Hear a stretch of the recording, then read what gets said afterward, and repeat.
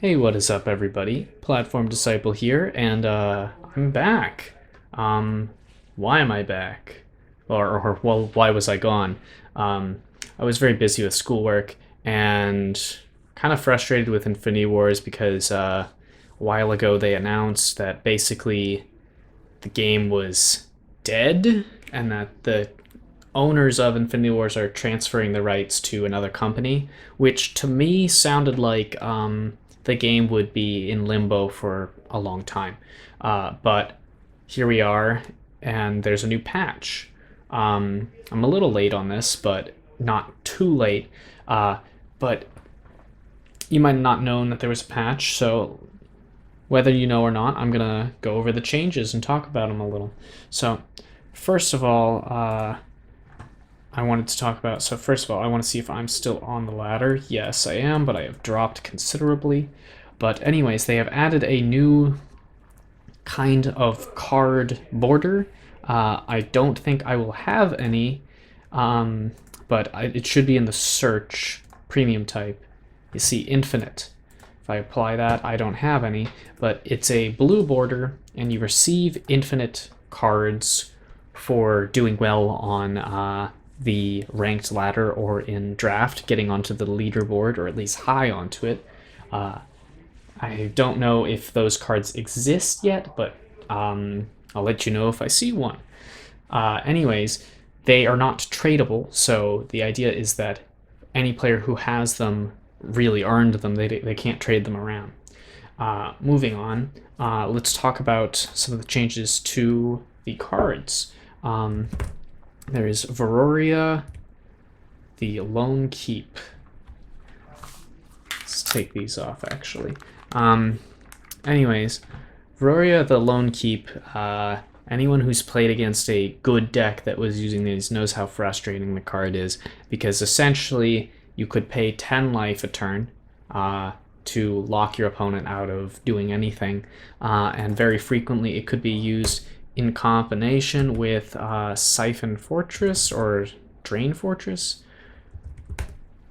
Let's see if I can find it. Siphon Structure. Okay. So the idea was that you could be gaining health while your opponent cannot do damage to you, and you could slowly destroy their fortress. It was a very annoying strategy and a very powerful one. But anyways, that card now has a 5 increase in the health cost, which is a very big deal because it means you cannot use the effect as recklessly, because it's essentially 1.5 times as painful to do. So that is a very good change. Moving on, let's talk about a card that I don't think anyone cares about, but maybe people will because it has gotten a buff. Ferocity. This card used to cost 3, with same effect where it gave a character 2 more attack and moved it to the assault zone. Not very useful, but with the reduced cost, the card certainly is better. There's no question about that. Reducing or increasing the cost of a card, it's going to have a dramatic effect on its playability. And in this case, the card has to be better. Is it better enough to justify using it in a competitive sense? I do not know, but off the top of my head, it becomes at least more effective because it resembles more, what is it? Word of Command. It now is much more similar to this card, where you could be using it simply for the purpose of getting a defender out of the assault zone that your opponent is using, because you are not restricted to casting Ferocity on your own characters. So hopefully it will be more playable. And if it's not, then I guess it's at least more justifiable pick when you're doing a Rift run. Moving on. Fortress Golem. This is what seems to be a minor change to me. Let's see if we can get this guy. All right. So his effect of he cannot attack or block is now a activatable ability, which I guess from what I read about it is largely a change due to coding. It improves how the game is going to function, but doesn't have a large change or impact on this card gameplay wise. However, one thing that's worth noting that they mentioned is that you can use that effect from the command zone, which I don't know if that's a big deal. You can drop them on turn 6 and hit for 20. It just doesn't feel to me like the kind of strategy you're going to be using in a double Varroa deck, but we'll have to wait and see, because when people have some time to test things out, you never know what will happen. After all, I'm going to remind everyone about, if you've been watching my channel for long enough, when Counting the Days was in its original iteration, when it would win you the game after 10 turns, I looked at that card when it was spoiled and thought it was bad, which it clearly wasn't. It was insanely strong. It defined competitive play for a while before it got reworked. So the point is, if I say a card's bad, I can still be wrong. You can express your opinions in the comments, and we'll figure it out. We'll see what happens. Once again, moving forward, there are several cards part of this infected cycle. These two and then this one. There's 3 of them. All of them have similar effects, or had similar effects where when they die, they kind of wouldn't. Now they have the exact same effect, which makes the game more consistent, and it also is more clear what they do. So prior to the changes, in particular, Infected Monk behaved very differently than the other cards. Infected Monk would just keep his stats such that if you boosted his health enough, when he died, he would still be very, very big. Whereas the other ones, like Infected Purifier, would just produce a new character. So these changes sort of equalize them all. It's technically a nerf to them, I believe. And that's probably good, because they were all very powerful. I don't think any of them were broken, except Infected Monk. I wouldn't say he was broken, because I don't think Descendants of the Dragons has enough powerful cards to really support a aggressive strategy that might favor Infected Monk, but he was really good. All these cards are still really good, but they're a little more similar to each other now, and all around a little worse. And in case I need to spell it out for you guys, when they die, they go to the support zone, and they become undead. So just very simple. They don't stay in their zones when they die. They go to the support zone every time. Okay. I don't know if I have Princess Hinekri. Oops. But if I do, I can show you her. I do not. Anyways, she was like 5-cost 8/8, I believe, and basically read something like when she went into combat with characters, she would infect them and then take control of them later. She still has an effect like that, but once again, because of coding things and to make things just more consistent, she now also has infect, the keyword. So that's not going to have a big impact on gameplay, but it just makes the card more consistent in how it behaves. Okay, now we have to talk about Hunted Dragon.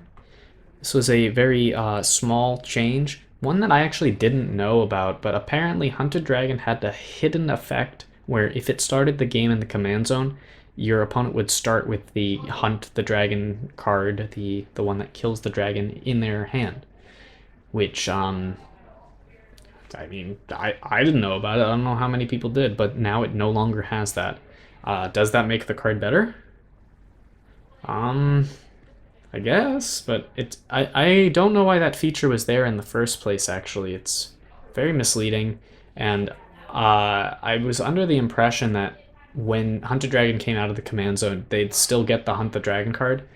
I guess the idea was that, so here's the big thing, is that Hunted Dragon can come out of the command zone and get a guaranteed 20 damage if you put him in the assault zone, whereas if they started the game with the Kill the Dragon card, the Hunt the Dragon card in their hand, they might be able to predict the turn that he would come out of the command zone. So that is a buff, because it basically means that if he's your commander or one of them, he's a stronger commander because he's going to get in for 20 damage or block up to 20 damage at least before he gets killed by the Hunt the Dragon card. He could still get killed by other things.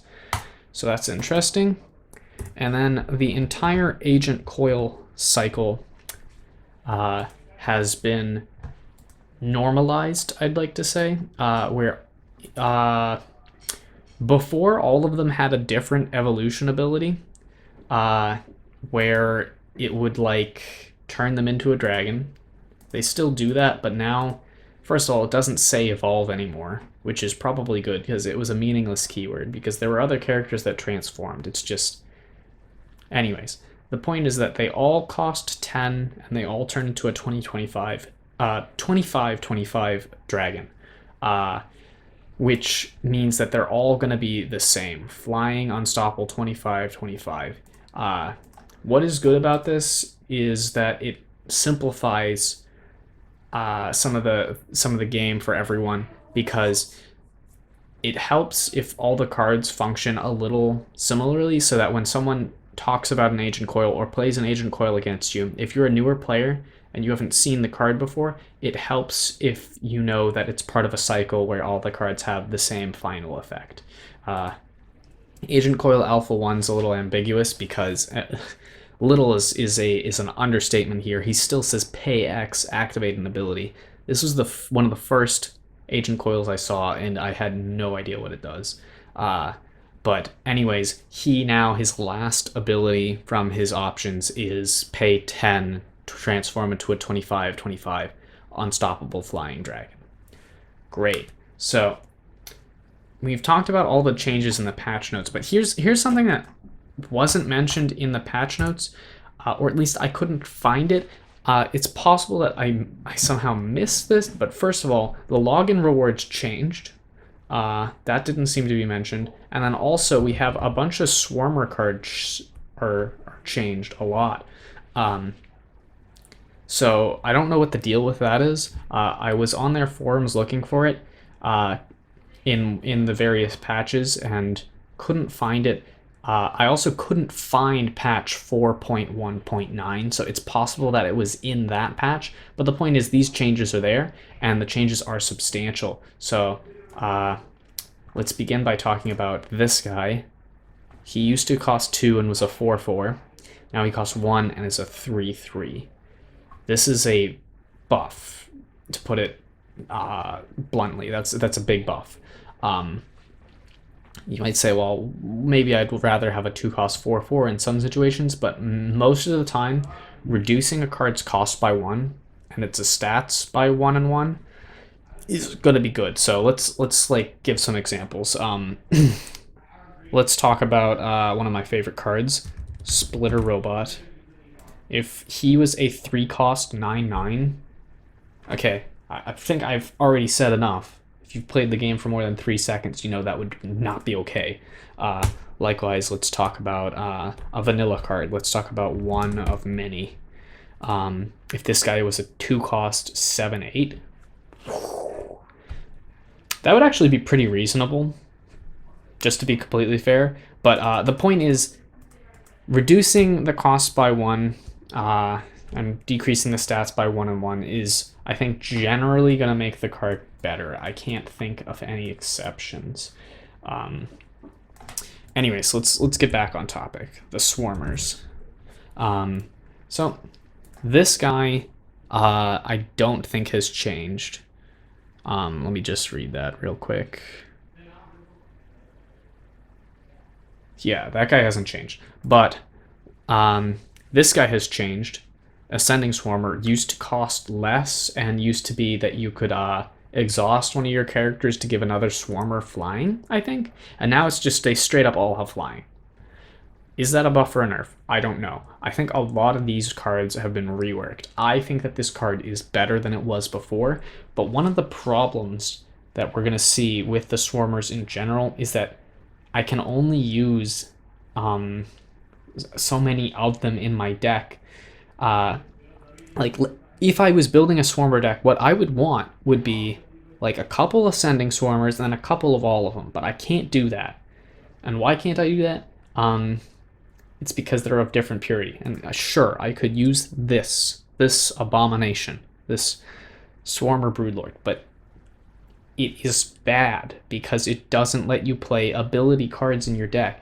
Playing an all-character deck, even if all the characters synergize very well, makes you so vulnerable to so many effects. Like, you will never ever beat Mass Death or other cards without... And once again, I can be wrong about this. Maybe the Swarmer decks are secretly really good, but I don't buy it. I'm glad they made the changes though, because they're certainly better than they were before. They were trash before, and now they might have a fighting chance. Okay, Consuming Swarmer, I think, is the same as he was before. There might be a cost and a stat change there. I'm not sure. I'm really sorry, I should have researched this, but he is roughly the same before. He's not one of the ones that we need to talk about much. Unending Swarmer, on the other hand, is a big change, and this guy, I think, looks really cool. At a bare minimum, might be really good. The previous one gave all your Swarmers Infect, which was a very, very powerful ability. And now it's, if you have a Swarmer at the top of your discard, you get another Swarmer every turn, which sounds like if you're going all in on these Swarmer Broodlord, I'm just stacking my deck with these pieces of trash, then Unending Swarmer is going to really help you out because he's just going to churn out more and more guys. Tranquil Swarmer, I think this is roughly the same effect as it was before, but it definitely didn't have Vigilance, and its stats were different, its costs were different. I still think he's pretty bad, though, because 5 for a 7/7, where the effect is not an immediate impact on the game, I can spend 2 for a 7/7 if I'm playing Flame Dawn. And you might say, well, this is Descendants of the Dragon. Maybe it's different. It's like, is it? Is it different? Let's look at some of the Descendants of the Dragons cards. There, at 3, we've already got a 7/7. And we can probably find something at 2 cost that would be at least comparable in stats. This guy, not nearly as aggressive, but the point is that the stats are there. And if you have that bad stats, you need to have an extremely powerful effect to make up for it. And the Swarmer, the Descendants of the Dragon Swarmer, simply does not have a powerful effect on the game. Blazing Swarmer, I have actually, apologizing, no idea what this guy did before, but I think he falls into the same boat as Tranquil Swarmer, but is slightly better because his effect does have an immediate impact on the game, whereas Tranquil Swarmer certainly doesn't, with the exception of Vigilance, but this guy has charge and gives all your other guys charge, which seems very beneficial. Warp Swarmer is exactly the same. And I think he was one of the Swarmers that didn't need to be changed because I think he was just solid before.